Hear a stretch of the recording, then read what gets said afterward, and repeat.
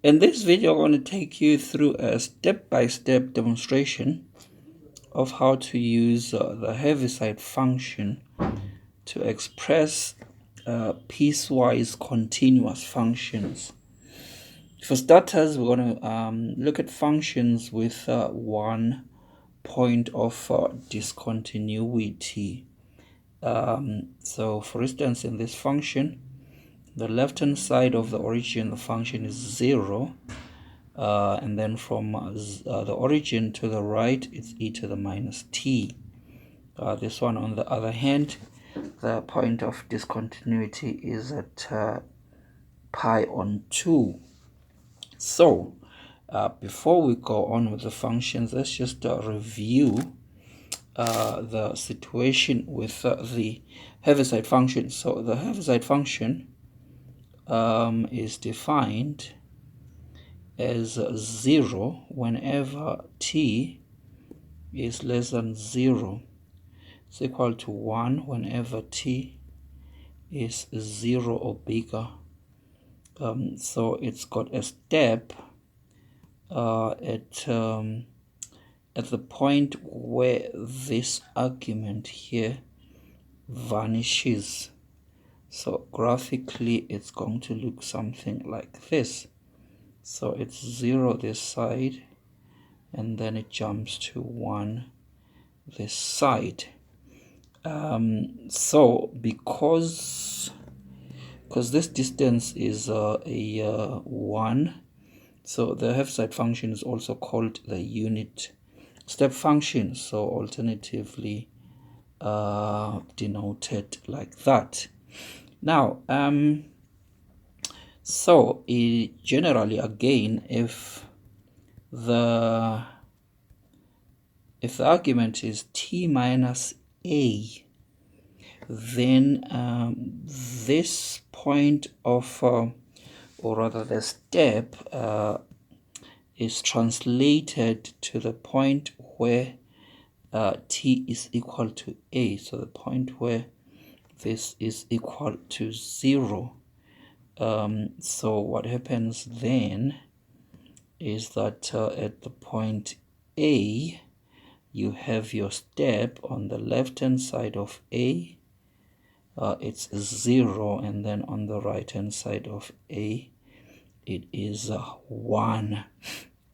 So this one is h of t, this one is h of t minus a. Then lastly, before we look at the example, if the t is in the argument is negative, then what happens is that the step is going to be still at t equals to a, but its orientation is going to be reversed. So what does that mean? This means that the part that is 0 is going to be on the right hand side, and the part that is 1 is now going to be on the left hand side. So this is a t equals to a, this is going to be h of a minus t. So basically, these two are what we're going to use, what we're going to need to express these functions in terms of the Heaviside. So let's have a go at the first one. So for a, we have got f of t is equal to 0 when t is less than 0, is equal to e to the minus t when t is 0 and greater. So what this function is going to look like is something like this: 0 this side, and e to the minus t is like this, but we're only going to pick out this bit. So that is our f of t. So what we are going to do is we're going to start with this function in the whole interval. Okay, so we're going to start with a function like this. So this is e to the minus t for all real values of t. So of course that's going to be 0, 1, e to the minus t. Then what we want to do is to find a Heaviside function which we can multiply with this. We want the Heaviside function to bring this to 0 and keep this as it is. Okay, so let's start with this side. So to keep this as it is, we need to multiply this by 1. So that means the Heaviside we're looking for should be 1 on the right hand side of the origin, because the step is going to be at the origin here. Then if we want this to be 0, we want to multiply it by 0. So that means the Heaviside function we're looking for should be the 0 this side. Okay, well, from this is simply h of t. So that means we need, so what's going to happen now is if we multiply this by this, okay, on the left hand side of the origin,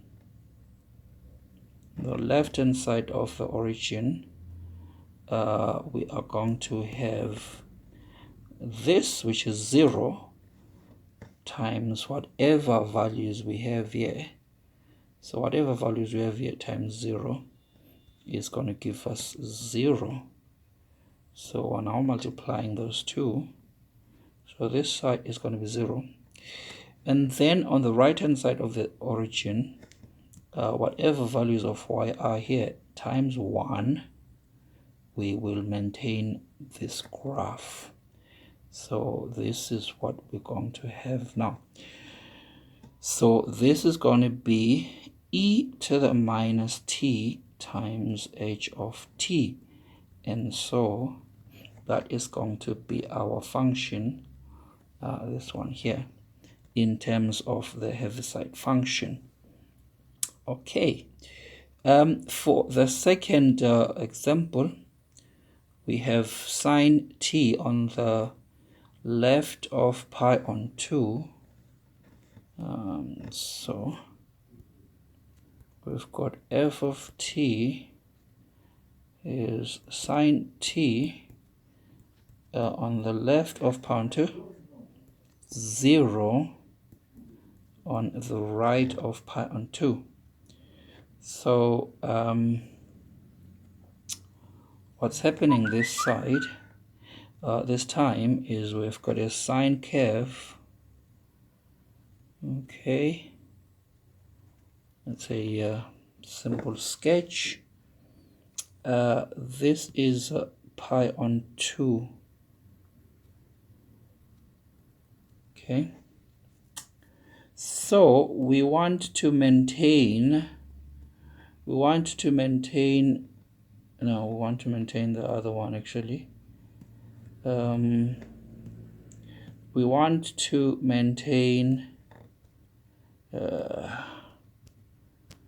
We want to maintain this side. T is pi on 2 and less. We want to maintain this side, and the bit on the right hand side we want to annihilate. Okay, want to multiply to get 0.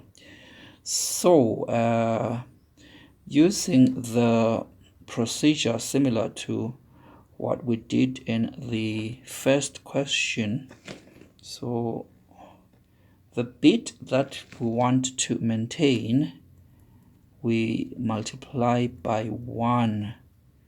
Okay, so that means this side here, we want a Heaviside function that looks like this.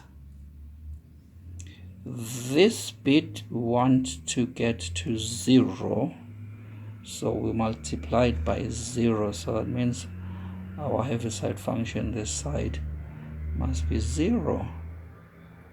So, well, our Heaviside function has got a step at pi on 2, but since the step is the other way around, the t must be negative, so this is going to be pi on 2 minus t instead of t minus pi on 2, because we want this section to be 1 and this section to be 0.